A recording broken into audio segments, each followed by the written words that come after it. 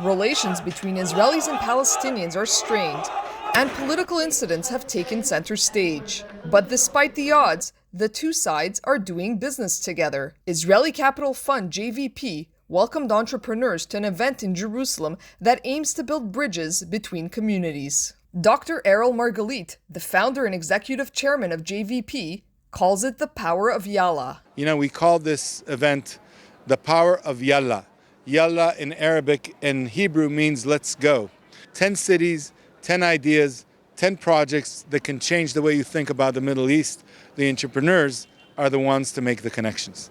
It's part of the Forbes 30 Under 30 EMEA Summit, which brings together the best and the brightest young tech leaders to Israel each year. Some 400 people from Europe, the Middle East, Israelis and Palestinians alike, are taking part in the summit. Israel is such an unbelievable country in terms of the startup energy, in terms of the entrepreneurial energy. So for several years, we've been bringing the top young entrepreneurs from the Forbes Under 30 list around the world to Tel Aviv, to Jerusalem. U.S. Ambassador to Israel Thomas Nides also stressed the importance of business diplomacy. And one of the ways not to lose sight of a two-state solution is to make sure that the Palestinians and young Palestinians believing in both the West Bank and East Jerusalem and in Gaza have a sense of connection as entrepreneurs and as business and opportunities. If we lose that, we lose everything. Tech to Peace is one of the companies at the summit that's hoping to foster social transformation.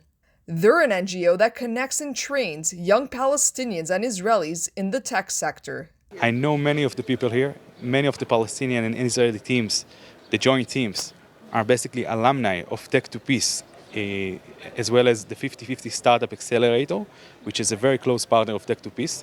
So far, 400 young entrepreneurs have graduated from the Tech to Peace program. One of them is Zada Haj, a Palestinian Israeli who co-founded Dana Ventures. The Abu Dhabi-based firm invests in women-led startups from the Middle East and North Africa region. We have startups from Gaza, Israel, the UAE, Morocco, and we have one of our startups in the Kingdom of Saudi Arabia.